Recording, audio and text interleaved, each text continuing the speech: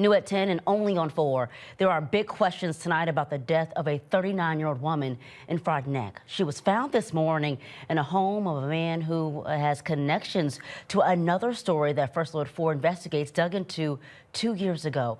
Joining us now with new information is Chief Investigative Reporter Lauren Traeger. We have learned tonight that the woman who passed this morning is a local doctor named Sarah Sweeney. We've been working all day to gather information about her death, especially in light of another woman's tragic passing 3.5 years ago.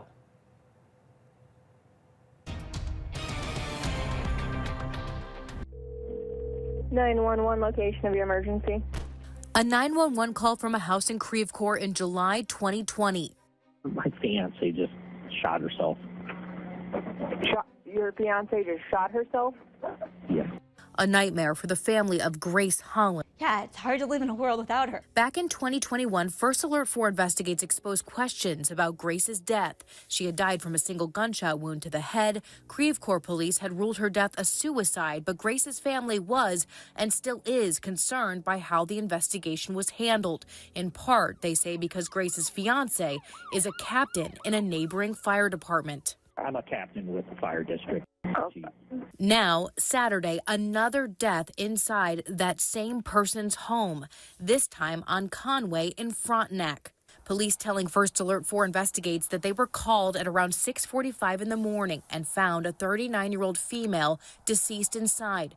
They've classified it as a sudden death only. According to officials, there were no obvious signs of injury or struggle. The medical examiner's office says they will need toxicology results and other investigation to determine cause of death.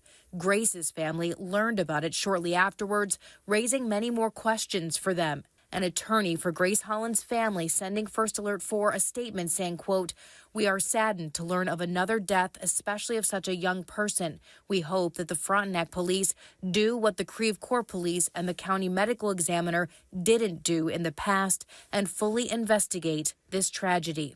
Sweeney was identified today by police. She worked in podiatry in town. I spoke with some of her family members who say they were not aware of any life-threatening medical condition or any immediate reason for her sudden death.